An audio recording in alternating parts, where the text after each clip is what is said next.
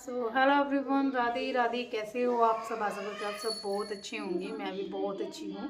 बहुत बहुत स्वागत है आप सभी का अपने यूट्यूब चैनल पर। तो लास्ट 1 मंथ से मेरा कोई व्लॉग नहीं आ रहा, कोई वीडियो नहीं आ रहा, क्योंकि जो दिसंबर गया है काफ़ी उथल पुथल मचा के हमारी लाइफ में गया है। दिसंबर नवंबर दोनों मतलब 1 डेढ़ महीना ठीक नहीं रहा हम लोगों के लिए। जो अगर खुशियाँ भी मिली है उस महीने में हमें, तो काफ़ी प्रॉब्लम भी फेस की है हम लोगों ने। और कुछ ऐसा हुआ जो मैं रियल में बहुत ज़्यादा डर गई थी, जिसकी मैंने कल्पना भी नहीं की थी कि ऐसा भी कुछ हो सकता है या नहीं हो सकता है। तो मेरा मेन मकसद होता है अपनी फैमिली को टाइम देना। मैं वीडियोस वगैरह फिर उस टाइम पे मैं सब कुछ छोड़ देती हूँ, क्योंकि मेरे लिए फैमिली से बढ़कर कुछ नहीं होता। और ना मैं एक्सप्लेन कर पाती हूँ वीडियो के अंदर कि क्या है, कि छोटी भी नहीं है, बहुत बड़ी बात भी थी। लेकिन फिर भी मुझे यूट्यूब पे आके नहीं बताया जाता कि हाँ मेरी फैमिली इस ट्रेजेडी से गुजर रही है और ये सब कुछ है। तो स्टार्ट करते हैं हम नवंबर से कि क्या हुआ। हम जब नवंबर तक के व्लॉग हैं मेरे पास बने हुए हैं, फ़ोन में सब कुछ है। तो हम जब मैंने आपको लोगों को बताया था कि मैं बुआ बन चुकी हूँ, तो लास्ट व्लॉग उसी टाइम का होगा। और मैं अपने भतीजी को देखने भी गई थी, तो नवंबर में ही देखने गई थी। मैंने फुल व्लॉग रिकॉर्ड किया था। तो क्या बोलते हैं, उस टाइम पे जब हम यहाँ से गए सब कुछ ठीक ठाक था। जाने के मतलब वहाँ हमने मुजफ्फरनगर क्रॉस कर लिया था मुजफ्फरनगर। वहाँ पे हमारा एक्सीडेंट होते होते बचा। हम बच गए बाल गोपाल की कृपा से, पूरी फैमिली बच गई।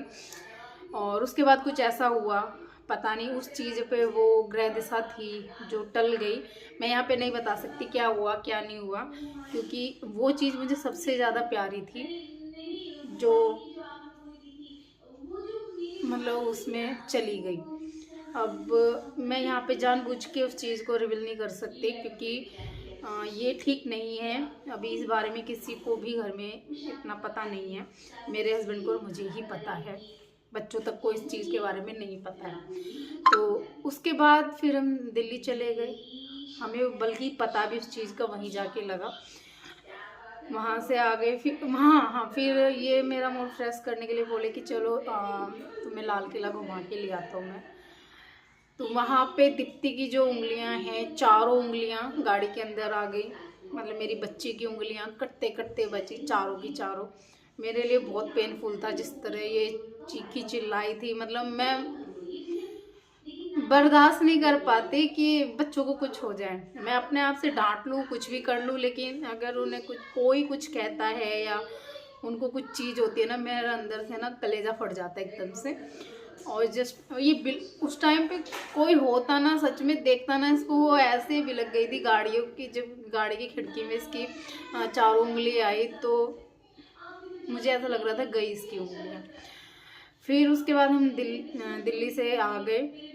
आने के बाद में 1 ही हफ्ता हुआ था, मंडे को हम गए थे। दिसंबर की बात थी ये।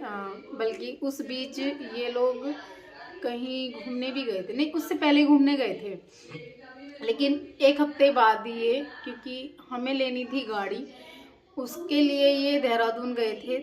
और किसी काम से भी गए थे। तो वहाँ से इन्हें लौटने में देर हो गई, और इनका दोस्त भी साथ में था। और दोनों दीपक हैं, उसको भी शूज़ वगैरह लेने थे।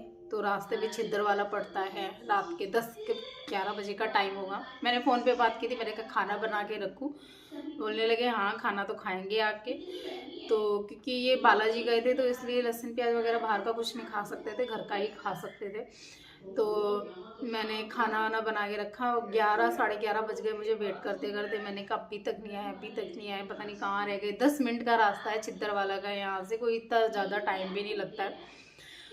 तो जब मैंने 11:45 ने फ़ोन किया, मैंने फ़ोन पे फ़ोन करे जा रही हूँ, फ़ोन का कोई रिस्पॉन्स नहीं है।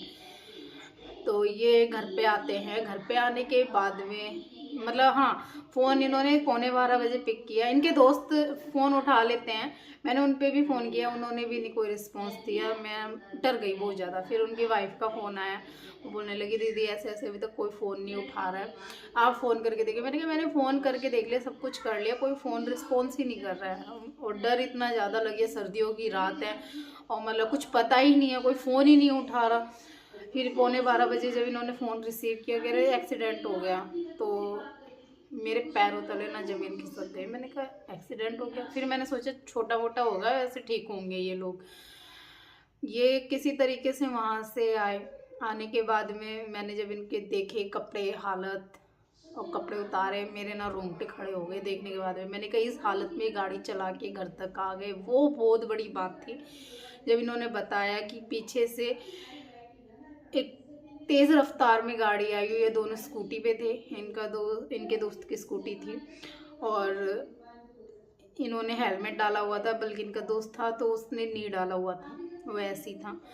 और उन पीछे से गाड़ी आई, टक्कर मार के गई और इनका दोस्त है वो बीच रास्ते में गिरा जाके। गाड़ी स्कूटी जो थी वो जंप करके मतलब उड़ती हुई दूसरे किनारे गिरी और ये दूसरे किनारे गिरे जाके, और ये गिरते ही बेहोश हो गए। इनको कोई पता नहीं कि हम लोगों के साथ में हुआ क्या है। फिर पीछे से भला हो उन लोगों का कि वो कुछ लोग आए, उन्होंने इनको उठाया, इनकी स्कूटी दिखवाई, इनको बोला कि हॉस्पिटल जाना है। इन्होंने मना कर दिया कि हम लोग घर जाएंगे। तो ये घर आ गए। ये बहुत बड़ी बात है। मतलब वो रोड इतना मतलब एकदम से बहुत हाईवे है उधर, बहुत सुनने में आता है। तो उस दिन से मतलब इतना डर बैठ गया ना मेरा बहुत ज़्यादा। ये कहीं जाते हैं ना तो मेरे को अंदर से बहुत ज़्यादा डर लगता है।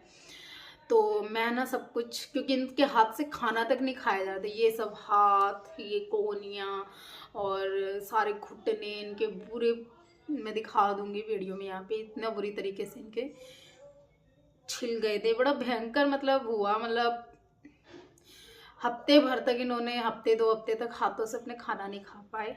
मैं इनको खिलाती थी तीनों टाइम, दवाई तक का मतलब रैपर नहीं खोल पाते थे, वो हालत थी। तो किसका मन करेगा फिर वीडियोस बनाने का, किसका मन करेगा क्या कर